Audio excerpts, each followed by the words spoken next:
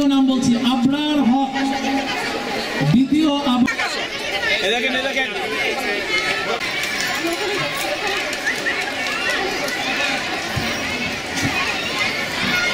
আমি আমাদের ছোট্ট সোনামণিরা, তোমরা প্রিয় নবীন শিক্ষার্থীবৃন্দ, তোমাদের শুভকামনে স্কুলের সকল শিক্ষকবৃন্দের পক্ষ থেকে জানাচ্ছি প্রাণ ঢালা অভিনন্দন। আমি অত্যন্ত আনন্দের সাথে এই মুহূর্ত উপভোগ করছি, কারণ একঝাঁক নবীন শিক্ষার্থী আমাদের প্রতিষ্ঠানে ভর্তি হয়েছে। দীর্ঘদিন ধরে আমাদের এই প্রতিষ্ঠান সুনামের সাথে শিক্ষা প্রদান করে আসছে। ভবিষ্যতে এই ধারাবাহিকতা বজায় থাকবে আশা করছি। আজ থেকে তোমরাও এই সাফল্য ও সুনামের অংশীদার হয়ে গেলে। এই প্রাণোচ্ছল প্রাঙ্গণে তোমাদের অভিবাদন। এই শিক্ষা প্রতিষ্ঠানের শিক্ষকবৃন্দ অত্যন্ত আন্তরিক এবং দায়িত্ববান। লেখাপড়ার পাশাপাশি শিক্ষা জীবনে নিজেদেরকে আরও একজন পরিপূর্ণ মানুষ হিসেবে গড়ে তুলবে এই আশাবাদ ব্যক্ত করছি। প্রশাসনের কর্মকর্তারা আছেন, তাদের দিক নির্দেশনা স্কুলটা পরিচালিত হয়। লেখাপড়ার মান এবং সব দিক দিয়ে তারা তাদের সর্বোচ্চটা দেওয়ার চেষ্টা করেন। তো আশা করি আপনাদের যে আশা নিয়ে এই স্কুলে আপনাদের সন্তানদের ভর্তি করিয়েছেন সেই আশা পূরণ হবে।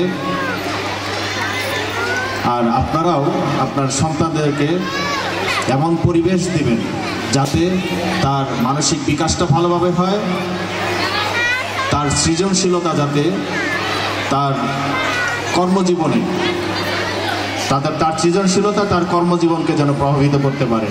তার যে দক্ষতা, তার যে পছন্দ, সেটা যাতে সে তার সফলতাকে তার সফলতার দিকে নিতে পারে। আমি অবাক হয়ে দেখতেছি যে কি সুন্দর একটা ফুলের বাগান, এবং আমি গর্ব করি যে এই প্রদীপন বিদ্যাপীঠের শিক্ষকবৃন্দের প্রতি যে তারা অত্যন্ত যত্ন সহকারে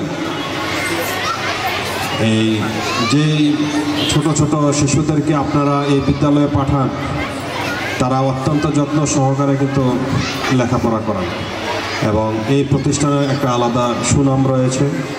আপনারা জানেন যে এখানে অনেক অভিভাবকের খুবই আগ্রহের একটি জায়গা এই বিদ্যাপীঠ, এবং এই শিক্ষক মণ্ডলী তাদের পরিশ্রমের মাধ্যমে সেই মান মর্যাদা কিন্তু ধরে রেখেছে।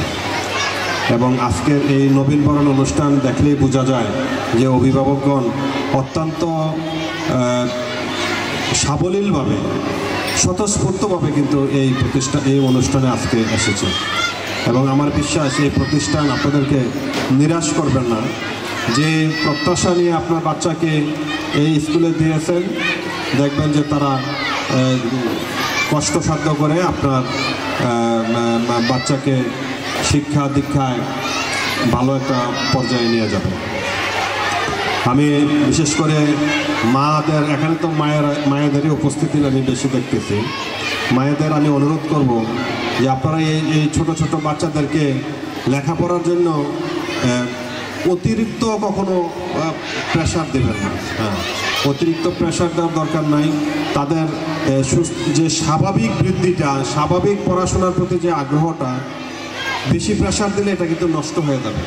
একবার যদি মুখ ফুটে বলে ফেলায় যে আমি পড়বো না, তাহলে কিন্তু আর ফিরাইতে পারবে না।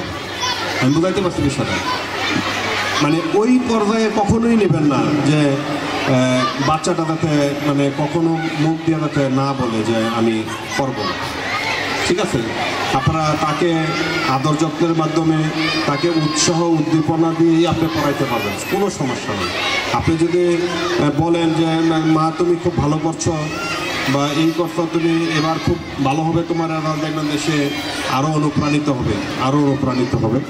তো আমি এটা কিন্তু পরীক্ষিত যে ছোট ছোট বাচ্চাদেরকে আপনি যত উৎসাহ দেবেন তত তারা ভালোর দিকে যাবে, এবং এই বিশেষ করে মায়েদের এই টেন্ডেন্সিটা একটু বেশি থাকে যে কম্পেয়ার যে পাশের বাড়ির ভাবির ছেলে অনেক ভালো করেছে, আমারটা কেন করে না, এই যে একটা মনের দুঃখ। হ্যাঁ, এই কম্পেয়ারটা কখনোই করবেন না, কারণ আল্লাহ তাআলা এক একজনকে এক এক গুণাবলী দিয়ে দিয়েছে। হ্যাঁ, ওর এক সময় ভালো যেতে পারে, আবার দেখা যাবে এক সময় আপনার সন্তান আবার লেখাপড়া করে ভালো হয়ে যাবে। তো সুতরাং তাদেরকে কখনোই ডিমোরালাইজ করবেন না, মানে যাতে হতাশ যাতে কখনো না হয়, তাহলে দেখবেন যে আপনার সন্তান লেখাপড়ায় ভালো হবে। আর আরেকটা বিষয় হলো শারীরিক সুস্থতার কিন্তু একটা দরকার আছে, হ্যাঁ, কারণ সুস্থতা এই ছোটো ছোটো বাচ্চাদের মানসিক বৃদ্ধি এবং শারীরিক বৃদ্ধি দুইটা যাতে পাশাপাশি হয়, এই দিকটা আপনারা একটু খেয়াল রাখতে হবে। অধিক প্রেশার দিয়ে একেবারে লেখাপড়া ভালো করায় ফেলবেন, এটা কিন্তু ভুলেও কখনো করেন না। আমি খুবই হতাশ যে আমি বিজয় স্কুল এবং গার্লস স্কুলের টিচারদের সাথে আলাপ করে দেখেছি যে অনেক অভিভাবক নাকি এমনও করে, ধরেন ক্লাস 2-তে পড়ে কিন্তু ক্লাস 3-র অ্যাডমিশন নিয়ে নিচ্ছে, বুঝছেন? হ্যাঁ, এখন মানে আচ্ছা, এটা কি সম্ভব কখনো হঠাৎ করে একটা বাচ্চা ক্লাস 3-তে ইয়া করে যাওয়া? তো এতে হয় কি যে পড়াশোনার প্রতি একটা ভীতি ঢুকে যায় সন্তানের মধ্যে, হ্যাঁ, একটা ভয় ঢুকে যায়, তখন কিন্তু সে এটা আর কখনোই পারবে না। তো সুতরাং এটা কখনোই করবেন না।